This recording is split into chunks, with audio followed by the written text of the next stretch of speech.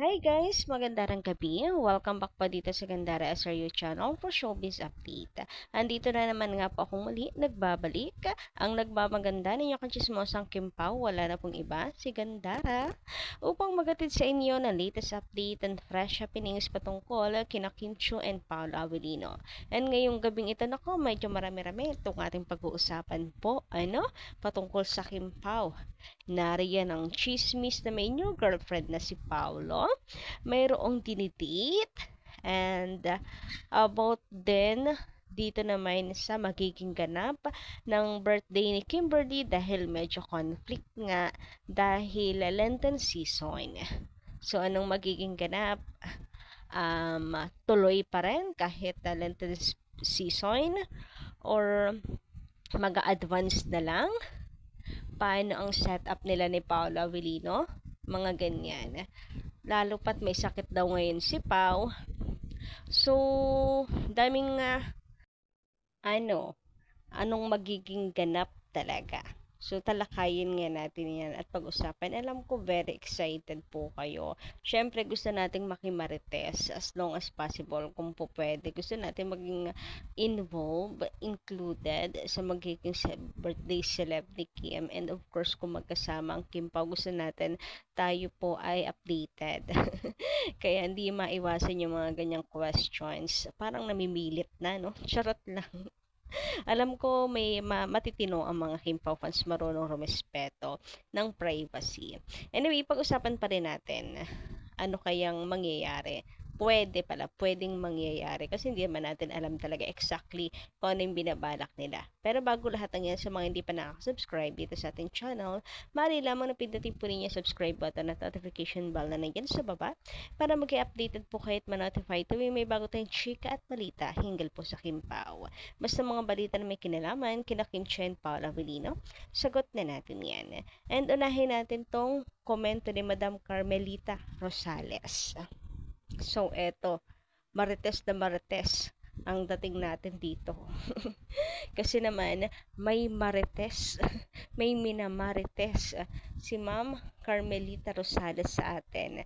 May dalang chika. Sabi niya, may news this morning. Sabi ni Paolo, to confirm that he has new girlfriend. So, may new girlfriend daw si Pao. Paulo sabi niya, he is dating someone and he is very right now. Ano daw? He is very right now. Paano na si Kim? Di ba hinintay ni Paulo si Kim for more than 10 years? He kept saying, si Kim ang liwanag ng buhay ko. Ay, ng buhay niya pala, sorry. Marunong mambolas sa mga babae. Sino yung girl? He is dating and making him happy. He must be thankful to Kim. He is an instrument in his popularity now and forever. Sabi niyo, madam, ay nga kanina umaga. Pero alam niyo ba ako sa social media pero wala akong nakikitang video or interview ni Pao. Video reveal naman po. Video reveal naman. And saka, dahil wala pa ako nakikitang video ha, hindi ko naman sa binabasag kayo sa yung chismis nyo, Madam Carmelita. Pero, dahil wala pa ako nakikitang videos na ganyan ni Paolo Avellino, naniwala naman kayo. Sino ba ang laging kasama ni Paolo? Diba si Kim lang naman? May nakikita po ba kayong iba na laging kasama ni Paolo? Ako wala. Halos araw-araw nakikita ang magkasamang Kim Pao. Kung minsan missing, siguro 1 day lang, or 6 hours lang, 8 hours lang. Mga ganun lang. Pero si Kim talaga lagi niya kasama. I mean, kahit walang work, magkasama silang dalawa. Baka naman, Madam Carmelita, lumang interview na yun na panood nyo. Tapos akala nyo, ngayon lang yun. Kasi usually, nagpapa-interview lang naman ang Kim Pao, si Kim and Paolo, kay MJ lang naman. 'Di ba? Ngayon, kay MJ lang. So, si MJ pa yung nag-interview. Kung hindi, baka lumang clips na yan na nirepost lang. Tapos, para sirain ang Kim Pao. double check din po tayo minsan. Kung sakasakali din man nga na merong sinabi si Paulong gano'n, ay masaya ang mga Kim Pao fans. Kasi bakit? Malamang si Kim Chiu tinutukoy niyan. Kasi sino ba naman lagi niyang kasama si Kim Chiu, di ba? So malamang si Kim yung dinidate niya. Wala nga namang third wheel lagi si Kim. Ano siya? Chaperon? No. And hindi po bastos si Paolo Avellino. Tipong kasama mo si Kim, tas makikipag-date ka sa iba. Ano, ginawa mo si Kim na ano? Lookout? Lookout? Ginawang lookout? Ginawang tagabantay? Bodyguard yarn? Lady guard? Hindi ganon kabastos si Paolo Avellino. Ayan, kahit pa sabihin natin na kunwari, workmate lang, hindi siya ganon. Hindi siya bastos. Kaya nga, kung may interview man si Paolo Avellino na ganyan, na may dinedate siya ngayon, abay magsasi ang mga Kim Pao fans. Akala nyo, maano nyo kami. Akala nyo, masisira nyo ang mood ng Kim Pao fans. Hindi. Mukhang magpapalatsyon pa kami sa news na yan. Dahil sure na si Kimberly yan. Anyway, dito naman tayo sa birthday ni Kimi. Ayan, mula sa atin pong masugid na taga-subaybay ni si Kao Mori. Shout out at maganda rin kapisensya na ginabi na yung next update ko. Opinion ko lang po ha, siguro separate ang celebration ni Paula at Kim ng private. Pero yung celebration para sa mga sa fans, friends, at kapwa celebrity, tiyak meron special production sa ASAP at Showtime.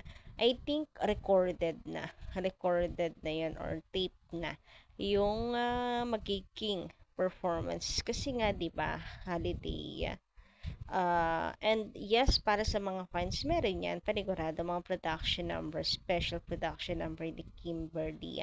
Sabi pa dito holy pa kasi yung birthday ni Kim bale Black Saturday yun kaya yes bukod naniniwala din ako. Merong para sa mga fans, tapos yung mga friends, workmates, advance na. Like yung pa birthday surprise sa kanya. Kasi Black Saturday may kanya-kanyang ganaps. So baka hindi mapansin si Kim, baka naman magtampo, 'di ba? Kaya may pa-advance surprise sa birthday para kay Kim.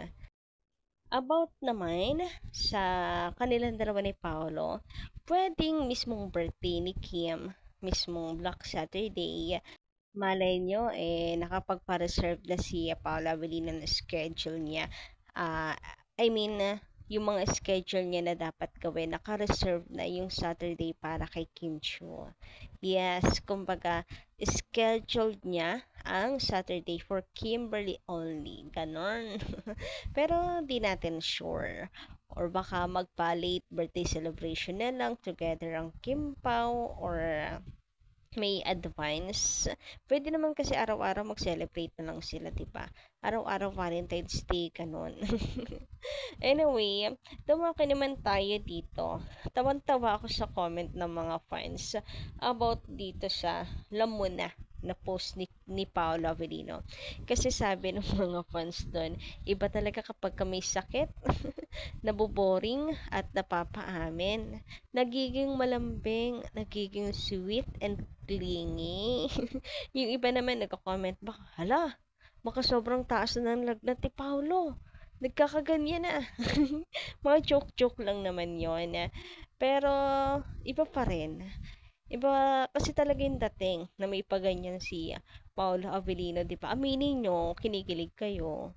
Kinikilig kayo dyan sa paano na yan ni Paolo Avellino. Kung maging tayo, sa'yo lang ang puso ko. So, lyrics yan ng kanta. Pero, di ba, tumatapang para mag-post ng ganyan si Paolo. Di ba? Di ba gets nyo ba ako? Nagigets nyo ba ako? May sense ba yung mga pinagsasabi ko? Para kasing ano to alam mo yung uh, finally Paolo Avellino ginagalaw na yung baso or ginalaw na talaga ang baso. Kasi tingnan nyo ha, kung i-recall nyo ang nakaraan. Kasi kung dati patibay ng patibay, patibay pa lang ng patibay, kung ay nagiging strong yung relationship. Ngayon naman, patapang ng patapang. O, diba? May progress. Slowly but surely. Yun yung sinasabing installment lang muna. Kung dati patibay ng patibay, ngayon patapang ng patapang. Ano kaya ang sunod? So, pa-comment ka lang dyan sa baba. Anyway, hanggang dito lang muna aking update. Thank you so much sa pakikinig and kita-kits tayo sa susunod kong balita. Maraming salamat!